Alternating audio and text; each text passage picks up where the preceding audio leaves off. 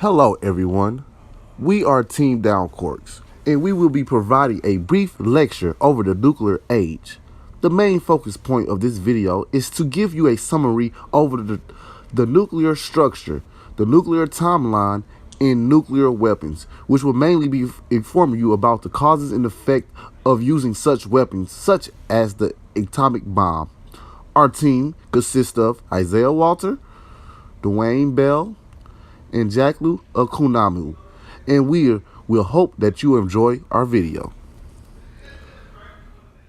Today we're talking about radioactivity and radiation, and we need to discuss some things about the atomic nucleus. Here is a diagram that shows a nucleus of an atom, or at least part of it, and you see it has neutrons and protons in it. The question comes up, what holds the particles together in the nucleus? Why do they stick together in a clump? It seems as though they ought to be pushed apart because these protons all have positive charge, and like charges repel and protons are very close together, so the force of them repelling each other should be very strong so that there's this force pushing the nucleus apart. What makes it hold together? Well, there's another force inside the nucleus, which we will call the strong force, or sometimes referred to as the strong nuclear force. And it's a force that shows up inside the nucleus of an atom, and that's what causes those particles to stick together. And it's one of four fundamental particles in the universe. There are four forces that we know about in the universe, and some of these we've already studied. Gravity is one of them, and we know that gravity attracts, but it isn't a force of attraction between masses. Any two masses pull together because of the force of gravity. Another force is the force of electromagnetism. It's a combination of electrostatic and magnetic forces together.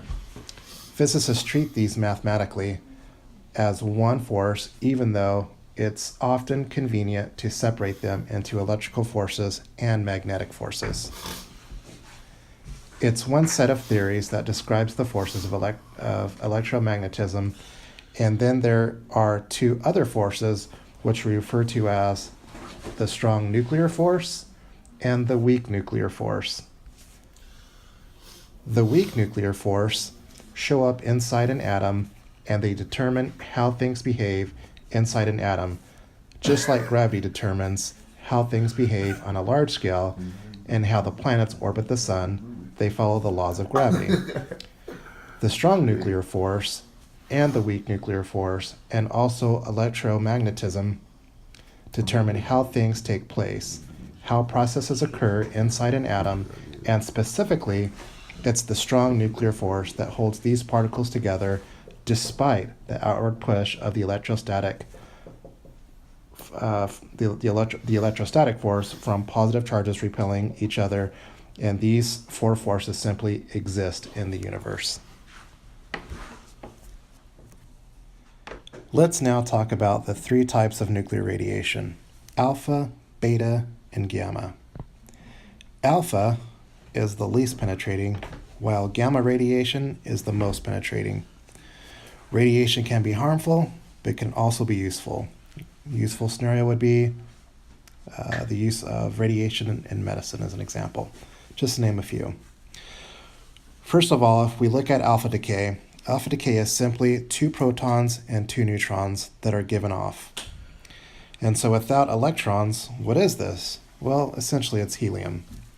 Helium has two protons. It has a mass number of 4, and so that's alpha decay. Alpha decay can't even move through a piece of paper, so it's considered weak.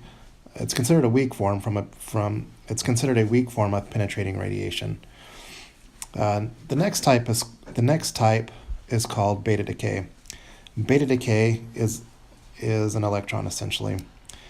Electrons have a -1 charge, and it has no mass, and so that's beta decay. However, there's another type of beta decay, which is a little weird to write about. It has a positive charge and also has zero mass. We refer to that as a positive electron or a positron. Beta decay, however, can be stopped by a thin sheet of aluminum foil. Finally, the last type of decay, the one that doesn't have a positive or a negative charge, is called gamma radiation. Gamma radiation occurs when we have, remember, the strong nuclear forces that are holding this nucleus together, and as they start to wiggle, and these atoms or the nucleons wiggle underneath their force, that the energy is given off in a form of gamma radiation. It's not actually made of nucleons, neutrons, or protons, but it has a huge amount of energy. Similar to X-rays, it can be stopped if we move it through large amounts of soil or lead as a means of way to stop it. So those are the types of radiation, at least the types of radiation that you should understand.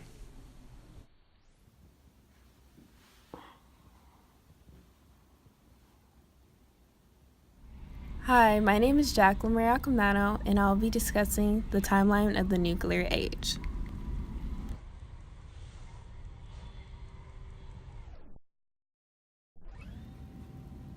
In 1930, Harold Urey discovered deuterium, which is an isotope of hydrogen with one proton and one neutron. In 1932, James Chadwick discovered the neutron. In 1934, Frederick and Irene Curie discovered artificial radioactivity. The 1940s. In 1941, Frisk and Rudolph submitted a memorandum to the British government discussing the critical mass necessary for an atomic bomb. In 1942, President Roosevelt authorized the Manhattan Project, the secret U.S. project to build the atomic bomb. General Leslie Groves was put in charge of the Manhattan Project. He recruited Oppenheimer as the scientific director.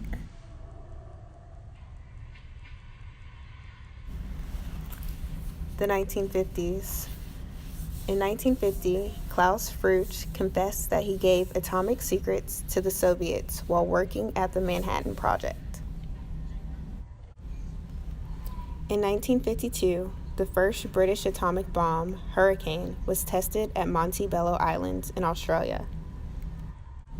In 1954, the first deliverable hydrogen bomb was designed by the name of Bravo. In 1954, the first hydrogen bomb explodes at Christmas Island. History of nuclear weapons, mainly focused on the atomic bomb. I will discuss the structure and the destruction and the causes and effects of these particular weapons. So we need to ask ourselves, what is a nuclear weapon? A nuclear weapon is basically an explosive device that acquires its devastating power from fission and fusion nuclear reactions. These reactions release huge amounts of energy from relatively small amounts of matter, known as weapons of mass destruction. So then we ask ourselves, what is an atomic bomb? And how does it work? An atomic bomb, simply put, involves splitting of an atom to release enormous amounts of energy, and you put all the energy inside of a bomb. This portion will be about Einstein letter. Albert Einstein was a great scientist during the early 1900s.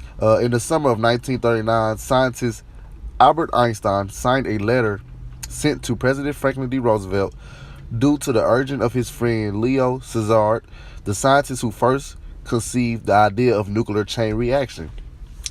This letter warned President FDR that nuclear weapons could be created and that Germany could be the first to obtain these weapons. The letter also noted that Germany had recently stopped the sale of uranium from Sovietskia. Uranium is used in nuclear reaction. This letter recommended that the U.S. focus resources on researching nuclear energy and possible developing weapons.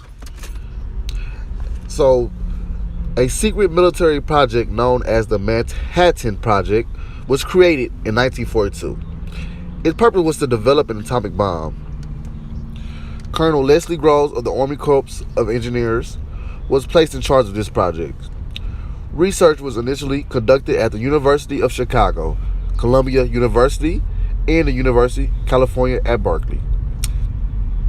At the University of Chicago, an Italian scientist working in the Manhattan Project created the first controlled nuclear chain reaction.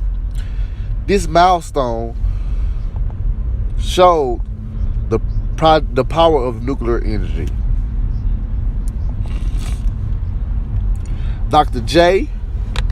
Robert Oppenheimer, a well-known scientist, was placed in charge of weapon research and design. By 1944, work was advancing in the following: weapon development, fusion material production, atomic bomb delivery preparations. The first atomic bomb. By July, the Manhattan Project had yielded the world's first atomic bomb. This bomb was named Gadget. It was detonated in a desert in New Mexico in the first nuclear weapon test known as the Trinity. The bomb melted the sandy soil around the crater, created a radioactive glassy crust. The steel tower it was dropped from was vaporized. After a successful Trinity test, 2 more atomic bombs were available: Fat Man and Little Boy. These was going to be used in World War II against Japan. Fat Man was dropped on Japanese city of Nagasaki. Little Boy was dropped in Hiroshima. The explosion caused nearly 185,000 deaths. Japan surrendered after the bombing, which ended the war in Pacific. Americans were shook by the devastating power of these weapons. Aftermath of the atomic bomb. So the creation of the atomic bomb ushered in a nuclear age. Countries around the world would soon gain their own nuclear weapons, which would lead to conflicts such as the Cold War with the Soviet Union. It left a permanent mark on history as one of the most devastating things mankind has ever created. And that concludes our presentation. I hope you learned a lot about the nuclear history. Thank you.